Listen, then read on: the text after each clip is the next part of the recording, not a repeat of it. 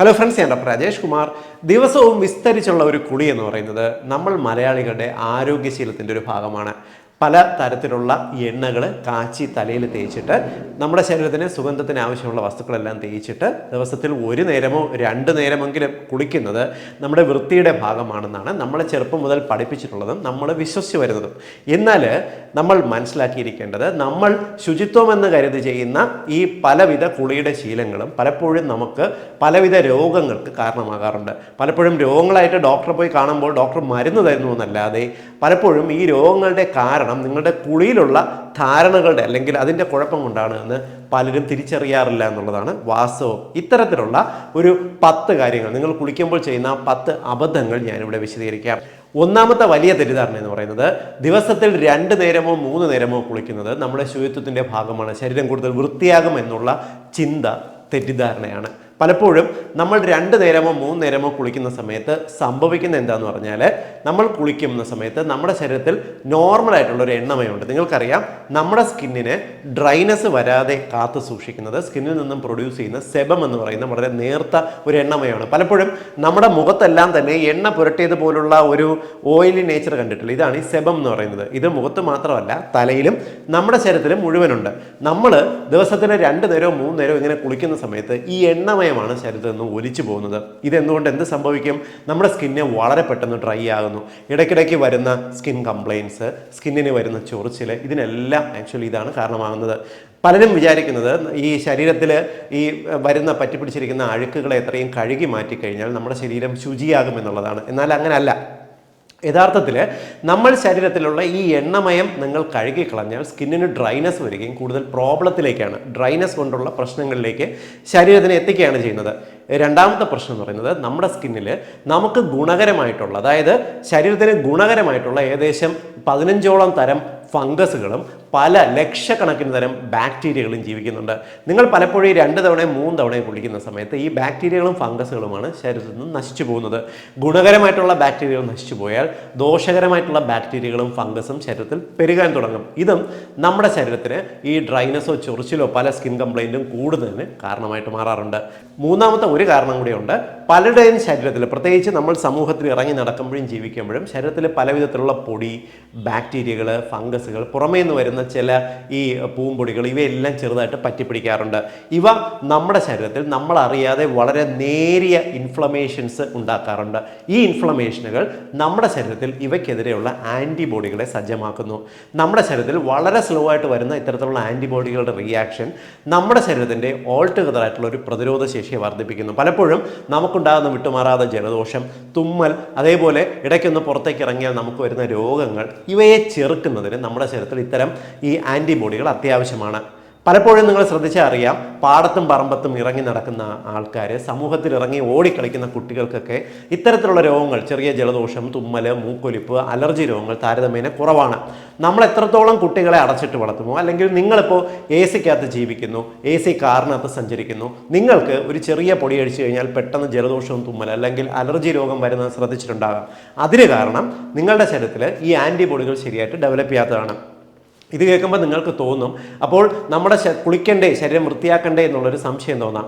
കുളിക്കണം, വൃത്തിയാക്കണം. നിങ്ങൾ ദിവസത്തിൽ 1 നേരം കുളിച്ചാൽ മതിയാവും. അങ്ങനെ ഒരു ശീലത്തിൽ മുന്നോട്ട് പോകേണ്ട ആവശ്യമേ ഉള്ളൂ. ശരീരം എപ്പോഴും കുളിക്കുന്ന സമയത്ത് വൃത്തിയായിട്ട് ഇടയ്ക്കിടയ്ക്ക് ശരീരം കഴുകി വൃത്തിയാക്കേണ്ട ആവശ്യം വരുന്നില്ല. നമ്മൾ തല കുളിക്കുന്നെങ്കിൽ തന്നെ ഡെയിലി തല കുളിക്കേണ്ടെങ്കിൽ ഡെയിലി 2 നേരം തല കഴുകേണ്ട ആവശ്യം വരുന്നില്ല. ഒന്നിടവിട്ട ദിവസം തല കഴുകിയാലും മതിയാവും. അതിൻ്റെ കാരണം ഞാൻ വിശദീകരിക്കാം. നിങ്ങൾ ദിവസവും 2 നേരം തല കുളിക്കുന്ന സമയത്ത് നമ്മുടെ ശരീരത്തിൽ തലയോട്ടിയിലെല്ലാം ഉണ്ടാകുന്ന നാച്ചുറൽ ആയിട്ടുള്ള ഒരു എണ്ണമയമുണ്ടല്ലോ, ഞാൻ നേരത്തെ പറഞ്ഞ സെബം. ഈ സെബമാണ് നമ്മുടെ മുടിയെ, അതായത് അതിൻ്റെ റൂട്ട് മുതൽ മുടിയുടെ അറ്റം വരെ ഈ സെബം സഞ്ചരിച്ച് മുടിയെ ആരോഗ്യമുള്ളതും തിളക്കമുള്ളതും ഒരു ചെറിയ നാച്ചുറൽ ആയിട്ടുള്ള ഒരു ചെറിയൊരു എണ്ണമയം മുടിക്ക് നിലനിർത്തും. നിങ്ങൾ ദിവസത്തിൽ 2 നേരം കുളിച്ചു കഴിഞ്ഞാൽ, അത് ഷാമ്പൂ ഒക്കെ തേച്ചിട്ടോ അല്ലെങ്കിൽ വെറും വെള്ളത്തിൽ തന്നെ കൂടുതൽ സമയം കുളിച്ചു കഴിഞ്ഞാൽ ഈ എണ്ണമയമാണ് നഷ്ടപ്പെട്ടു പോകുന്നത്. ക്രമേണ നിങ്ങളുടെ മുടി ഡ്രൈ ആകുന്നതിനും മുടി പൊട്ടിപ്പോകുന്നതിനും ഇതിന് കാരണമായിട്ട് മാറാറുണ്ട്. ഇനി മൂന്നാമത്തെ അബദ്ധം എന്ന് പറയുന്നത് എണ്ണ തേച്ചുള്ള കുളി എന്നുള്ളതാണ്. നമ്മൾ മനുഷ്യർ, പ്രത്യേകിച്ച് സൗത്ത് ഇന്ത്യയിൽ, കേരളം, തമിഴ്നാട്, ആന്ധ്രാപ്രദേശ് പോലുള്ള സ്ഥലങ്ങളിൽ നമ്മളുടെ നൂറ്റാണ്ടുകളായിട്ടുള്ള വിശ്വാസമാണ് തലയിൽ എണ്ണ തേച്ച് കുളിക്കുക എന്നുള്ളത്. എണ്ണ തേച്ച് കുളിക്കുന്നത് കൊണ്ടുള്ള പ്രശ്നമല്ല, ഇത് കുളിച്ച് കഴിഞ്ഞതിന് ശേഷവും തലയോട്ടിയിൽ ഈ എണ്ണമയം, നല്ല മുടി എണ്ണയെല്ലാം തേച്ച് പറ്റിച്ച് ഒട്ടിച്ച് വയ്ക്കുന്ന ഒരു രീതി നമ്മൾ മലയാളികൾക്ക്, സൗത്ത് ഇന്ത്യൻസിന് വളരെ കോമൺ ആയിട്ടുണ്ട്. എണ്ണ ഇങ്ങനെ കൂടുതലായിട്ട് തലയിൽ ഇട്ടിരിക്കുന്നതുകൊണ്ട് രണ്ട് അബദ്ധങ്ങളുണ്ട്. ഒന്ന്, തലയോട്ടിയിൽ എണ്ണ കിടക്കുന്നതുകൊണ്ട് നമുക്ക് കഴുത്തിലും ശരീരത്തിലും മസിലുകളിലും നീർക്കെട്ടുണ്ടാവും. പലപ്പോഴും വിട്ടുമാറാത്ത കഴുത്ത് വേദനയും ശരീരം വേദനയൊക്കെ ആയിട്ട് നിങ്ങൾ ഡോക്ടർമാരെ പോയി കാണുന്ന സമയത്ത് പലപ്പോഴും നിങ്ങൾ അതിൻ്റെ ട്രീറ്റ്മെൻറ്റ് എടുക്കുന്നു, മാറുന്നു എന്നുള്ളതല്ലാതെ പൂർണ്ണമായിട്ട് ഇത് വിട്ടുമാറാറില്ല. വീണ്ടും നിങ്ങൾ എണ്ണ തേച്ച് കുളിച്ച് പുറത്തേക്ക് ഇറങ്ങുന്ന സമയത്ത് നിങ്ങൾക്ക് ഇതേ അസുഖം വരുന്നത് കാണാം.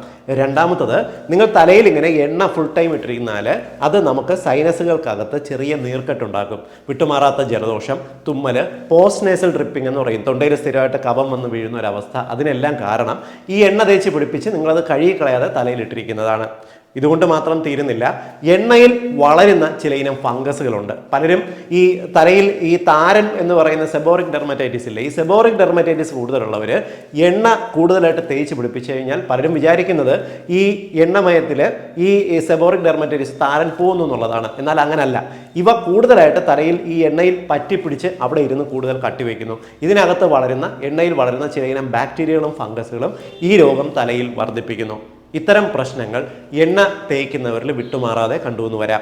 അതുകൊണ്ട് നിങ്ങൾക്ക് എണ്ണ തേക്കണമെങ്കിൽ തേച്ചോളൂ. ആഴ്ചയിൽ 1-2 ദിവസം മാത്രം എണ്ണ തേച്ച് കഴിഞ്ഞാൽ അത് പൂർണ്ണമായിട്ടും നിങ്ങൾ കുളിക്കുന്ന സമയത്ത് കഴുകി കളഞ്ഞിട്ടുണ്ട് എന്ന് ഉറപ്പുവരുത്തുക. അതല്ലാതെ തലയിൽ എണ്ണ തേച്ചിട്ടിരിക്കുന്ന ശീലം ഒഴിവാക്കുക.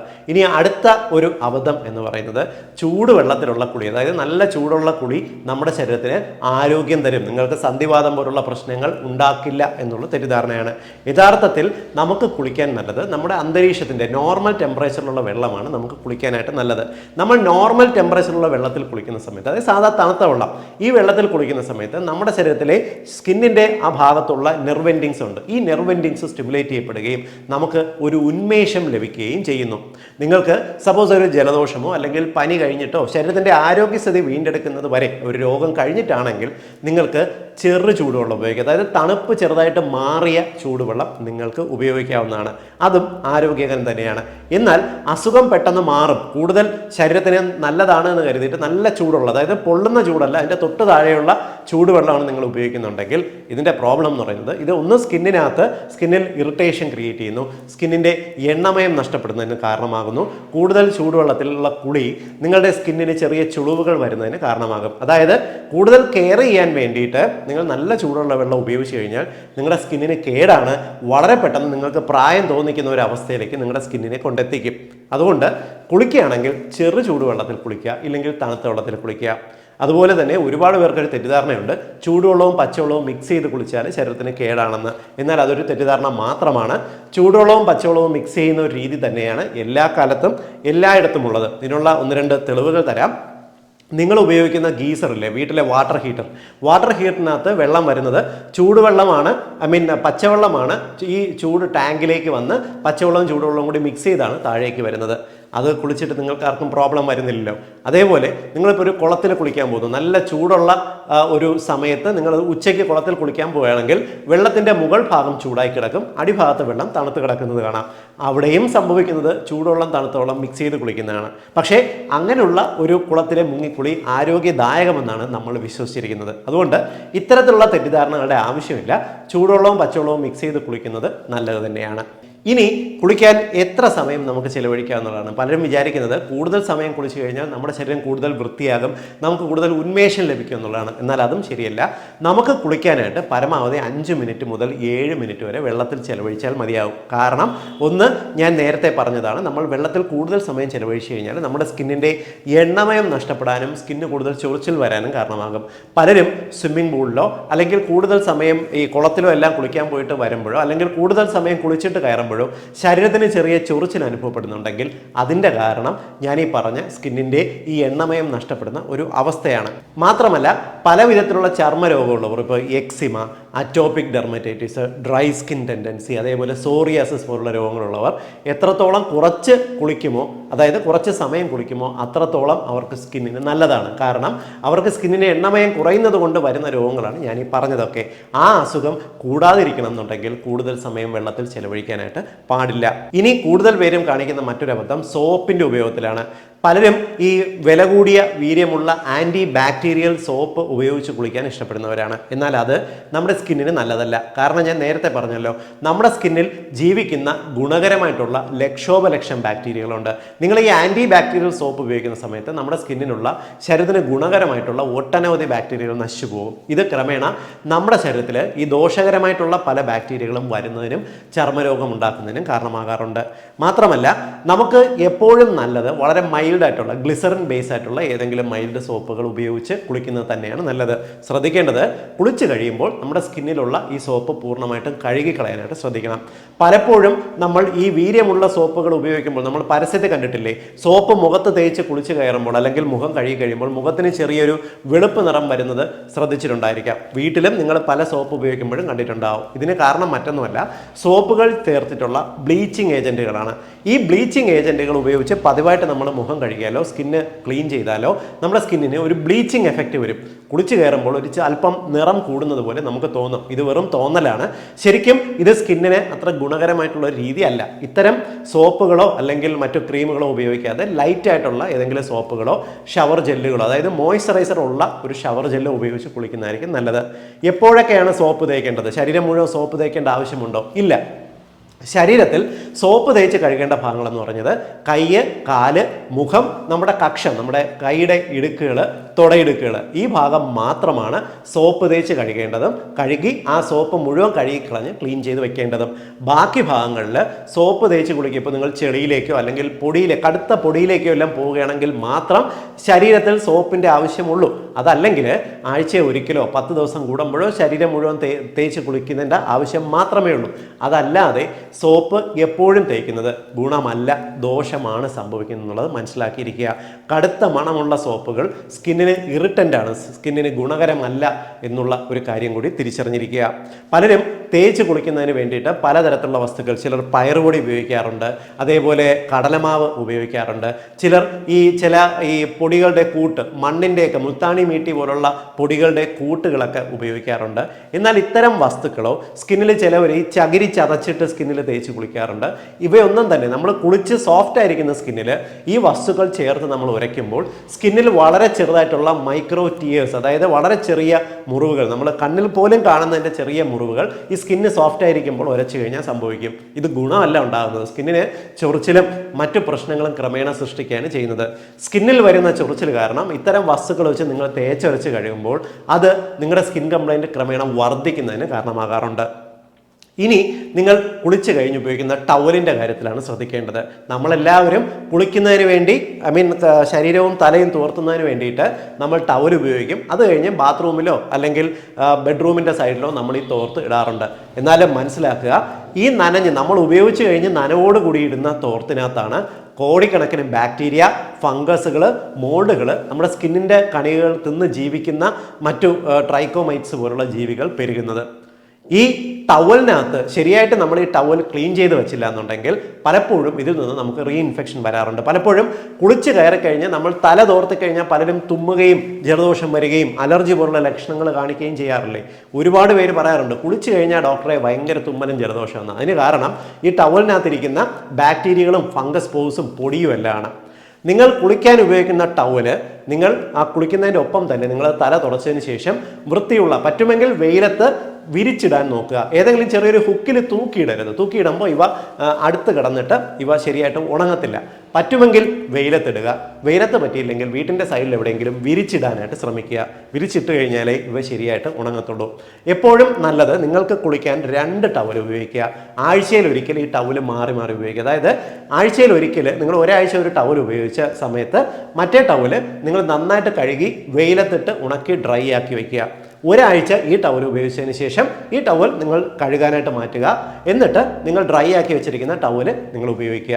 ഈ ഒരു രീതിയിലാണെങ്കിൽ നിങ്ങൾക്ക് വരുന്ന സ്കിൻ കംപ്ലൈൻറ്റ്, അലർജി രോഗങ്ങൾ വലിയൊരു പരിധി വരെ നമുക്ക് ചെറുക്കാനായിട്ട് സാധിക്കും. ഇനി നിങ്ങളുടെ കുളിമുറി, ബാത്റൂമിൽ ശ്രദ്ധിക്കേണ്ട 2-3 കാര്യങ്ങൾ വിശദീകരിക്കാം. ഒന്ന്, നിങ്ങൾ കുളിക്കാൻ നിൽക്കുന്നതിൻ്റെ സൈഡിൽ എവിടെയെങ്കിലും ഒരു ചെറിയൊരു കൈപ്പിടി ഉണ്ടായിരിക്കും നല്ലതാണ്. ഒരു ചെറിയ പ്രത്യേകിച്ച് വയസ്സായവർക്ക് കൈ പിടിച്ച് നിന്ന് കുളിക്കാൻ പലപ്പോഴും വയസ്സായവർക്ക് ചെറുപ്പക്കാർ ചെറുപ്പക്കാരെ പോലെ നമ്മൾ കുനിഞ്ഞിട്ട് നിവരുന്ന സമയത്ത് കൺട്രോൾ ഉണ്ടാവണമെന്നില്ല. നമ്മുടെ പ്രായത്തിൻ്റെ ഭാഗമായിട്ട് കഴുത്തിലോ ചെവിയിലോ വരുന്ന തേയ്മാനത്തിൻ്റെ ഭാഗമായിട്ട് പെട്ടെന്ന് തലയിലേക്ക് വെള്ളം വീഴുമ്പോഴോ അല്ലെങ്കിൽ കുനിഞ്ഞ് വെള്ളം കോരി ഒഴിക്കുമ്പോഴോ ചെറിയ തലകറക്കം വരാനുള്ള സാധ്യതയുണ്ട്. കാല് ഓൾറെഡി അവർ വെള്ളത്തിലാണ് നിൽക്കുന്നത്, വഴുതി വീണ് കഴിഞ്ഞാൽ അവർക്ക് എഴുന്നേക്കാനുള്ള ബുദ്ധിമുട്ട് വരും. സൈഡിൽ എപ്പോഴും ഒരു കൈപ്പിടി ഉണ്ടെങ്കിൽ അറ്റ്ലീസ്റ്റ് അവർക്ക് ആ കൈപ്പിടിയിൽ പിടിച്ചുകൊണ്ട് കുളിക്കാനായിട്ട് സാധിക്കും. വയസ്സായ മുതിർന്ന ഒരു 50 വയസ്സിന് മുകളിലുള്ള ആൾക്കാരുള്ള എല്ലാ വീടുകളിലെയും ബാത്റൂമിൽ ഇത്തരത്തിൽ അവർ നിൽക്കുന്ന ഭാഗത്ത് ഒരു ചെറിയ കൈപ്പിടി ഫിറ്റ് ചെയ്യുന്നത് നന്നായിരിക്കും. രണ്ടാമത്തത്, നമ്മൾ കുളിക്കുന്ന ഭാഗത്തുള്ള ക്ലീൻ ചെയ്ത് വെക്കേണ്ട വസ്തുക്കളാണ്. നമ്മൾ സാധാരണഗതിയിൽ ബാത്റൂമിൻ്റെ പരിസരവും ടാപ്പും എല്ലാം നമ്മൾ ശരിയായിട്ട് നമ്മളോ ജോലിക്കാരോ എല്ലാം ക്ലീൻ ചെയ്യും, ആഴ്ചയിൽ 1-2 ദിവസം. പക്ഷേ ആരും നമ്മുടെ ഷവർ ക്ലീൻ ചെയ്യാറില്ല. നിങ്ങൾക്കറിയാം, ഷവർ വെള്ളം വീഴുന്ന ഭാഗത്ത് ഈ ചെറിയ സുഷിരങ്ങളിലൂടെയാണ് ഈ വെള്ളം നിങ്ങളുടെ ശരീരത്തിൽ വീഴുന്നത്. ഈ സുഷിരങ്ങൾക്കകത്ത് നമ്മൾ ഷവർ ഓഫ് ചെയ്യുന്ന സമയത്ത് വെള്ളം നിൽക്കുകയും അതിനകത്ത് ഫംഗസ് ഉണ്ടാകുകയും ചെയ്യും. ആഴ്ചയിൽ ഒരിക്കലെങ്കിലും നിങ്ങൾ ഈ ഷവർ ഊരിയെടുത്ത് അതിനകം ക്ലീൻ ചെയ്യണം. കാരണം ഈ ഷവറിനകത്ത് കോടിക്കണക്കിന് ബാക്ടീരിയകളും ഫംഗസും, കാരണം ഈ നനവിൽ വളർന്ന് അവ അവിടെ പറ്റിപ്പിടിച്ചിരിക്കും. ഇത് ഊരുമ്പോൾ നിങ്ങൾക്ക് ഇതിനകത്ത് കാണാൻ പറ്റും, പൂപ്പൽ പോലെ പായൽ പോലെ അതിനകത്ത് പറ്റിപ്പിടിച്ചിരിക്കുന്നത്. ഇവ ആഴ്ച ഒരിക്കൽ ക്ലീൻ ചെയ്ത് കഴിഞ്ഞാൽ നിങ്ങൾക്കുണ്ടാകാൻ സാധ്യതയുള്ള തുമ്മലോ അല്ലെങ്കിൽ സ്കിൻ ഇൻഫെക്ഷൻസോ ഗണ്യമായിട്ടുള്ള തോതിൽ നമുക്ക് കുറച്ച് നിർത്താനായിട്ട് സാധിക്കും. രണ്ടാമത്തെ കാര്യം, നിങ്ങളുടെ ബാത്റൂമിനകത്തുള്ള ജനലുകളും വാതിലുകളും എല്ലാം പലതും തടിയാണ്. തടിയുള്ള ഇത്തരം ഭാഗങ്ങളിൽ പൂപ്പൽ ബാധ, പ്രത്യേകിച്ച് നിങ്ങൾ കുളിക്കുന്ന സമയത്ത് ഈ ജലത്തുള്ളികൾ ആ മുറിക്കകത്ത് ഒരു ഹ്യൂമിഡിറ്റി ക്രിയേറ്റ് ചെയ്യും. ഈ ഹ്യൂമിഡിറ്റി എന്ന് പറയുന്ന ഭാഗം നിങ്ങൾ കുളിച്ച് കഴിയുമ്പോഴും ഈ ഹ്യൂമിഡിറ്റി അവിടെ നിലനിൽക്കുകയും അവിടെ ഈ ഫംഗസുകൾ കൂടുതൽ വളരാൻ, ഫംഗസുകളും മോൾഡുകളും വളരാനുള്ള സാധ്യതയുണ്ട്. പലപ്പോഴും കുളിച്ച് കഴിയുമ്പോൾ നിങ്ങൾക്കുണ്ടാകാനുള്ള ഈ തുമ്മലിൻ്റെയും ജലദോഷത്തിൻ്റെയും കാരണം ബാത്റൂമിനകത്ത് പറ്റിപ്പിടിച്ച് വളരുന്ന ഇത്തരം പൂപ്പലുകളും ഫംഗസുകളുമാണ്. നിങ്ങളുടെ ബാത്റൂമിനകത്ത് ഒരു ചെറിയൊരു എക്സോസ്റ്റ് ഫാൻ ഫിറ്റ് ചെയ്യുക. നിങ്ങൾ കുളിച്ചതിന് ശേഷം ഈ ഫാൻ ഒരു 10 മിനിറ്റ് എങ്കിലും ഓൺ ചെയ്തിടുക. എങ്ങനെയെങ്കിൽ ഈ മുറിക്കകത്തുള്ള ഈ ഹ്യൂമിഡിറ്റി, അന്തരീക്ഷത്തിലുള്ള ജലകണികകളെ ഈ ഫാൻ വഴിക്ക് പുറത്തേക്ക് പോവുകയും മുറിയിൽ ഫംഗസിൻ്റെയും മോൾഡുകളെയും വളർച്ച നമുക്ക് ഗണ്യമായിട്ട് തടയാൻ സാധിക്കുകയും ചെയ്യും. ഇത്തരം ചെറിയ ചെറിയ കാര്യങ്ങൾ ശ്രദ്ധിച്ചു കഴിഞ്ഞാൽ നമ്മുടെ കുളി വളരെ ആരോഗ്യകരമായി നമുക്ക് പൂർത്തിയാക്കാനായിട്ട് സാധിക്കും. അപ്പോൾ നമ്മൾ പതിവായിട്ട് ചെയ്തിരുന്ന കുളിയുടെ ചില അബദ്ധങ്ങളും ആരോഗ്യകരമായിട്ട് എങ്ങനെ കുളിശീലം മുന്നോട്ട് കൊണ്ടുപോകാം എന്നുള്ളതും എല്ലാവർക്കും മനസ്സിലായെന്ന് വിശ്വസിക്കുന്നു. നിങ്ങളുടെ സുഹൃത്തുക്കളുടെയും എല്ലാ കുടുംബത്തിൻ്റെയും അറിവിലേക്കായിട്ട് ഈ ഇൻഫർമേഷൻ ഷെയർ ചെയ്യുക. ഒരുപാട് പേർക്ക് ഉപകാരപ്പെടുമെന്ന് ഉറപ്പാണ്. വീണ്ടും മറ്റൊരു അവസരത്തിൽ മറ്റൊരു വിഷയമായി കണ്ടുമുട്ടാം. ബൈ.